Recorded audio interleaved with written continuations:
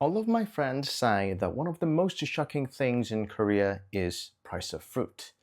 For example, apples cost about $7.06 per kilo in Korea, but in the States it's around $4.53, and even in Singapore, where the cost of living is relatively high, they're about $3.38. It's not just apples, bananas, oranges, grapes, and mangoes. Fruit in Korea is among the most expensive in the world. Because of this, fruit is seen very differently here compared to the other countries. In Korea, fruit isn't just a casual snack, it's often considered a luxurious gift or fancy dessert. You'll often see people buying beautifully packed fruit sets as presents for holidays, birthdays, and even formal occasions like 상견례, a traditional first meeting between the families of bride and groom.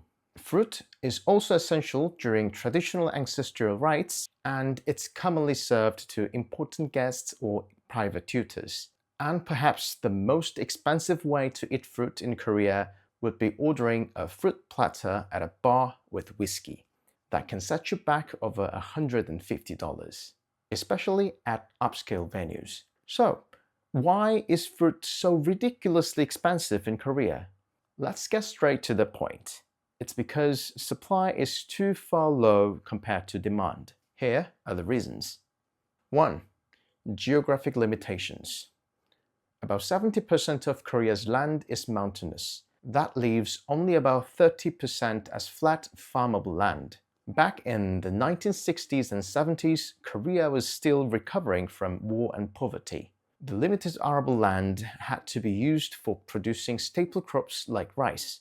As a result, Korea never developed large-scale fruit farms. Instead, fruit is grown on small plots by individual farmers, often family scale. That means mechanization is limited and much of work is done by hand. As you might have seen in Korean documentaries, farmers are wrapping fruits individually by hand, pruning and harvesting with our machines. With such small-scale farming, it's impossible to benefit from economies of scale. Fixed costs stay high, productivity stays low, and naturally, the price of fruit goes up.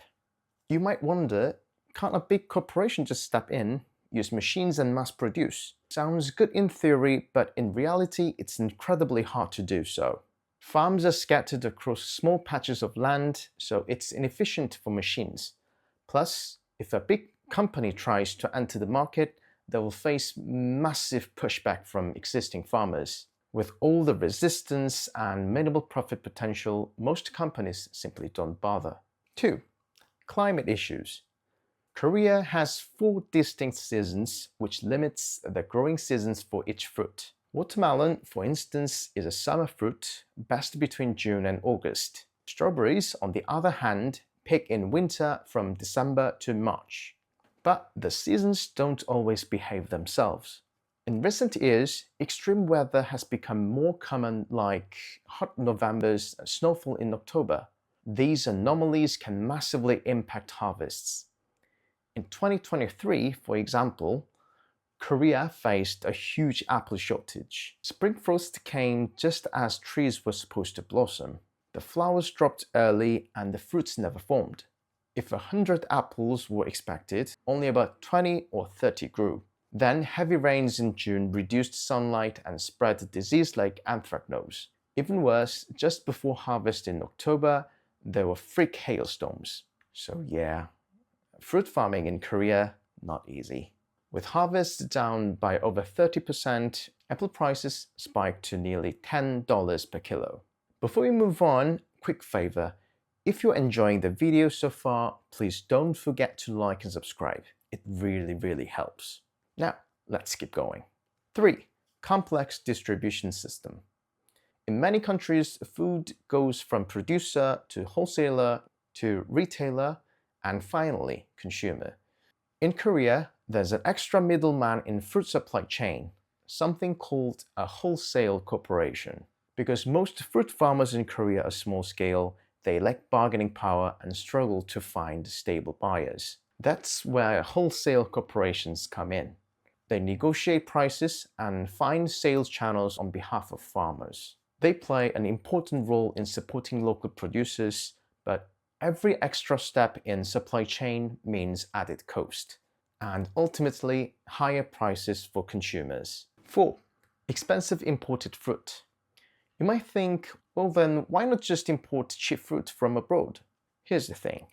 To protect small domestic farmers, Korea restricts imports of major fruits like apples and pears. In fact, apples and pears have never been imported to Korea in modern history.